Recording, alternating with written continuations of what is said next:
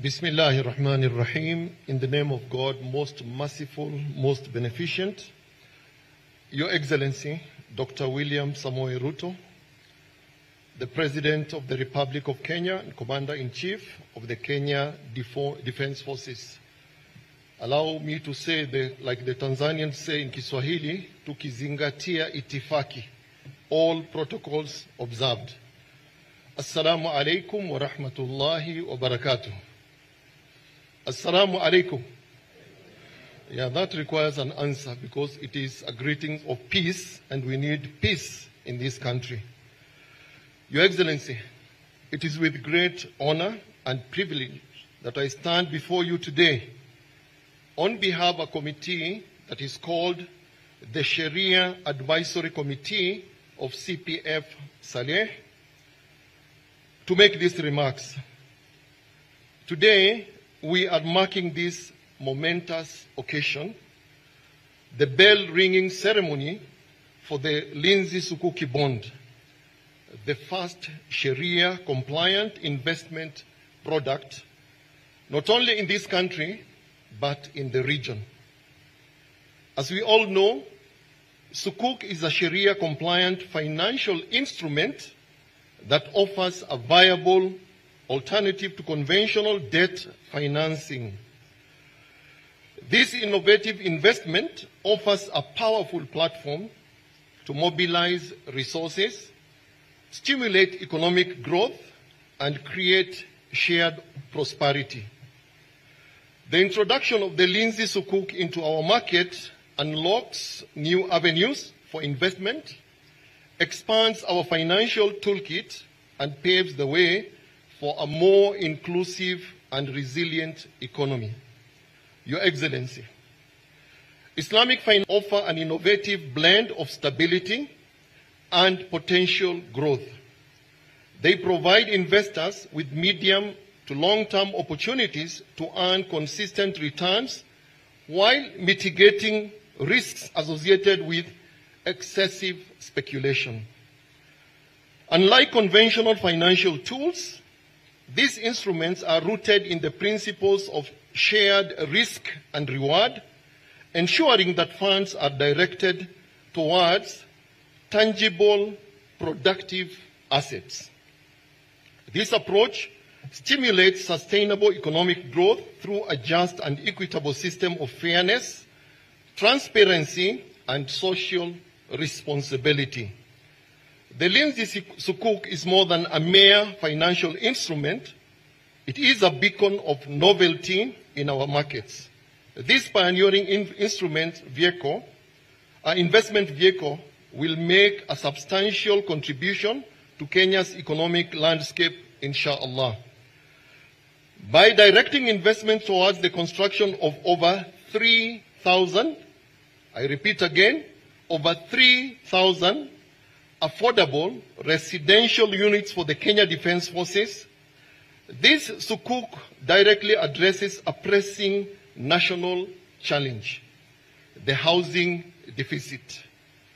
This exemplifies the transformative potential of Islamic finance, demonstrating its capacity to tangibly enhance societal welfare and economic progress. Your Excellency, sir, this landmark event is a testament to the growing recognition and acceptance of Islamic finance in Kenya. It signifies a shift towards a more inclusive and diversified financial environment. We applaud the efforts of the regulators, the Capital Market Authority, the Retirement Benefits Authority, our issuers, and all the stakeholders involved in bringing to life the Lindsay Sukuk bond. This alternative provides an opportunity for diversification, opportunity for investors who wish to invest in socially responsive investments in Kenya. Ethical finance is not just a niche market, but a viable, sustainable, and profitable approach to economic development. Your Excellency, Sukuk is an alternative investment process. Sukuk as an investment alternative possesses the potential to revolutionize our financial landscape. This instrument empowers financial institutions to optimize their portfolios, manage risk effectively, and generate Sharia-compliant returns.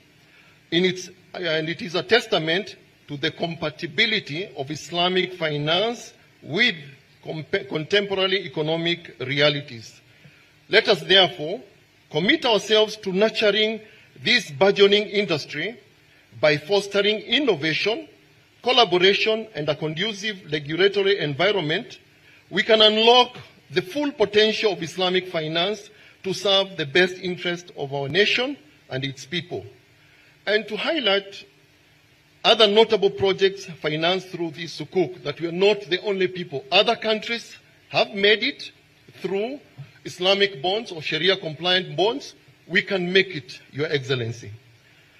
As an example, in South Africa, the city of Johannesburg issued a sukuk bond worth $500 billion to support urban infrastructure development, specifically targeting improvements in public transportation and waste management. If they made it, why not Kenya?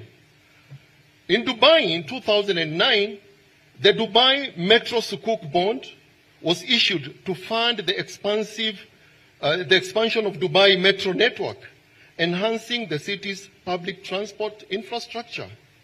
In Malaysia, the Kuala Lumpur International Airport Phase 2 issued a sukuk in 2013. They issued it to finance the expansion of their airport, facilitating increased passenger capacity and modernized facilities. In Saudi Arabia, in 2016, Saudi Aramco issued a $10 billion sukuk to support a range of infrastructure and energy projects throughout the country.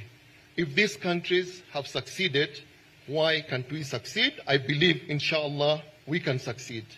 Your Excellency, finally, we can play an integral role in nation building.